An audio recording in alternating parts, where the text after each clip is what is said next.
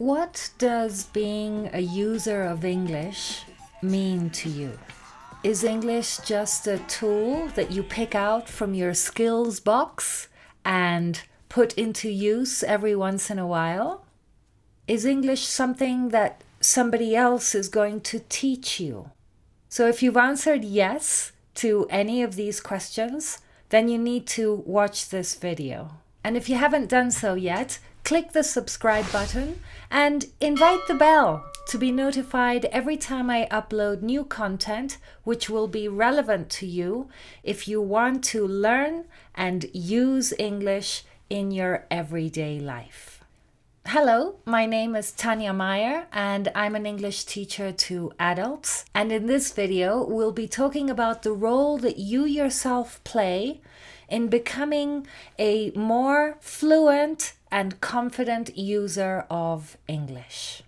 Speaking as a qualified and experienced teacher, I've noticed that it's students who take responsibility for their learning that are able to transform their language skills the fastest, the most accurately. So in order to know if that is you, ask yourself these questions.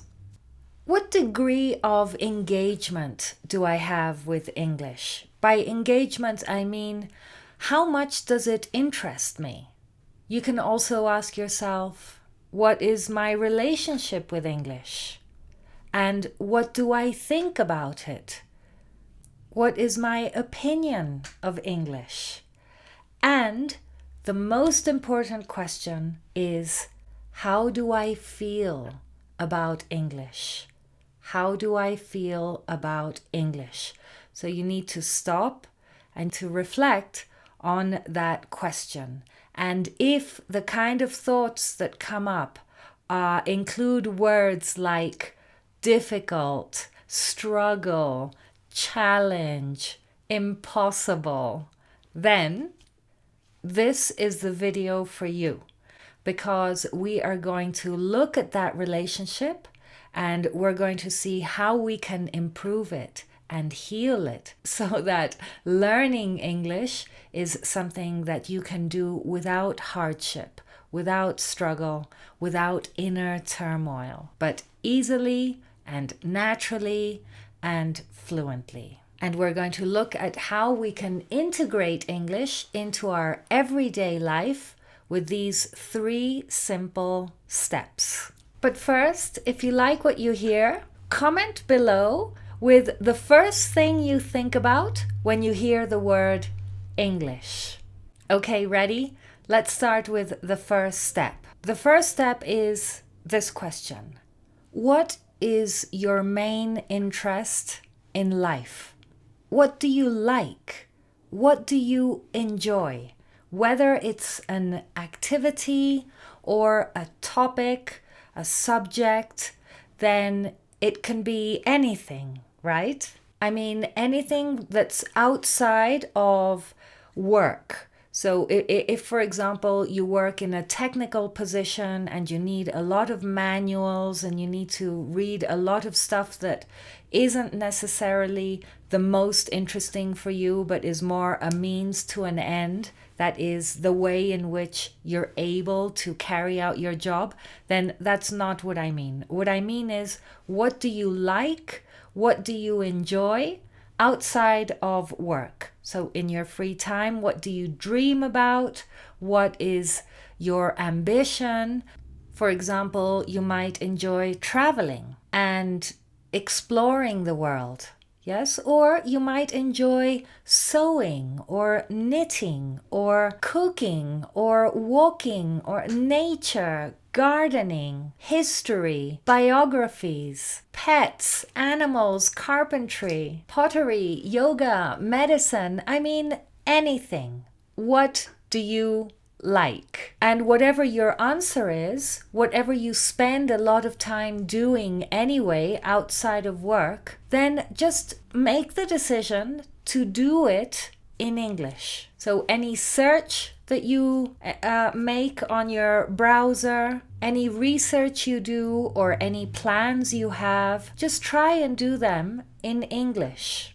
so that your browser, instead of it just being in your own language, try and integrate an English folder in your browser so that the results of your research can be bookmarked and placed into your folder, and you always have it there. Whenever you open your computer, there it is, your English folder, and you can start interacting with your computer and with the internet and with others in English. So let me give you an example. Imagine that you're interested in cooking. Do you know the name of all your utensils and ingredients in English? Do you look for recipes in English? What about measurements and cooking terms like chopping, mixing, folding, whisking, broiling, sautéing? Wait a minute, sauté? Is that a French word? Why do the English use a French word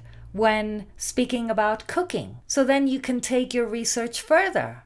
What does sauté mean? And why do the English use it? What I'm saying is just become interested and continue to ask questions and explore further. So that is the first step. Decide to spend time doing whatever it is that you enjoy doing in English. Okay, the second tip. Start thinking in English. Now, make no mistake, if you are thinking in English, you are practicing English. You do not need to be speaking with somebody else to be practicing English. And it gives you the added advantage that you will be aware of when you get stuck. So for example, if you decide to practice thinking in English during your shower, then it might be the case that you come across, you stumble and you're unable to continue your thought because you don't know a word, or you're not sure about how to explain something. And so in that case, two things might happen. The first is that you might drop the thought and just continue your normal thinking in your own language. And the other is that you make a point of remembering that place where you got stuck and taking note later when you're out of the shower so that you can continue your thought later. But how much do you think it would take for you to decide to think in English for 5 minutes every day? Like at whatever time. You don't need to spend any more, and you don't need to do anything differently from what you do every day. You don't need to make time for this. You can think in English for 5 minutes when you're having a shower, when you're brushing your teeth, when you're doing the dishes, when you're driving to work, when you're on public transport, whenever you're engaged in an activity that doesn't require a lot of your mental energy, then you can dedicate 5 minutes to thinking in English and becoming more aware of your mental fluency. So thinking in English is something that you can do every day, and trust me, it will really help you become more aware of where your English is. So don't think that just doing exercises in English is what's going to help you to become more fluent. What's going to help you to become more fluent is two things. One is the degree to which you absorb English, the degree to which you're exposed to English, either through your ears or through your eyes. And the other is the degree to which you use English.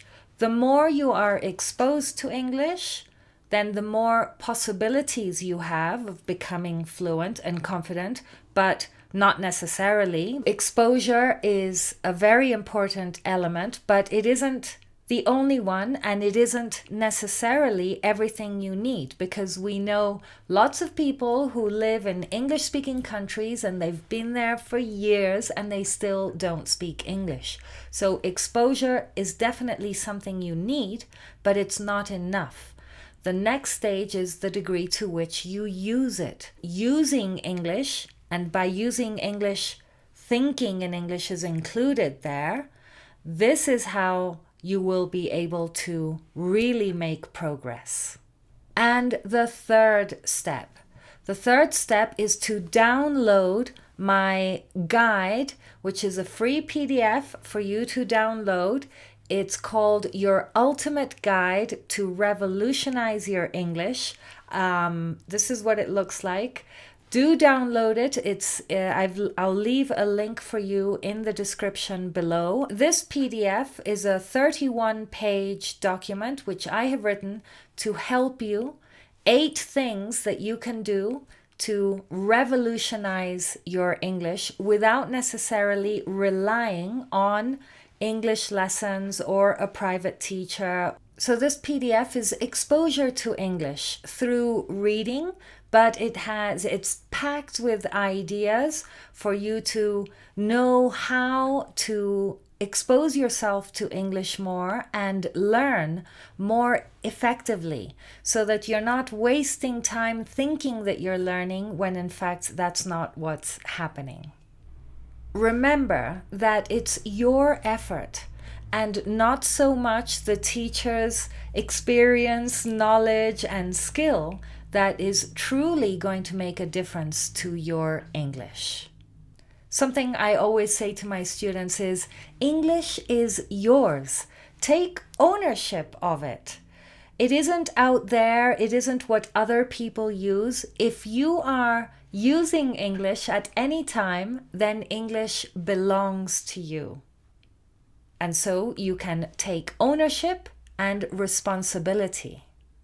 And then find an English-speaking community that can help you and support you.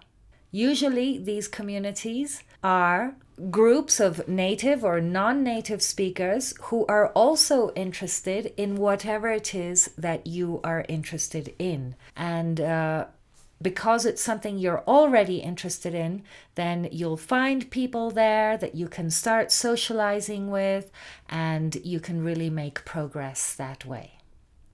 And finally, if you're struggling with English, then I would love to help. I'm going to leave a link below. And if you're interested in improving your English in a more independent and autonomous way, but supported by a community that's doing the same, in other words, people who are learning on their own and then getting together to share their experience of the learning, then do get in touch, and I look forward to speaking with you very soon. Take care.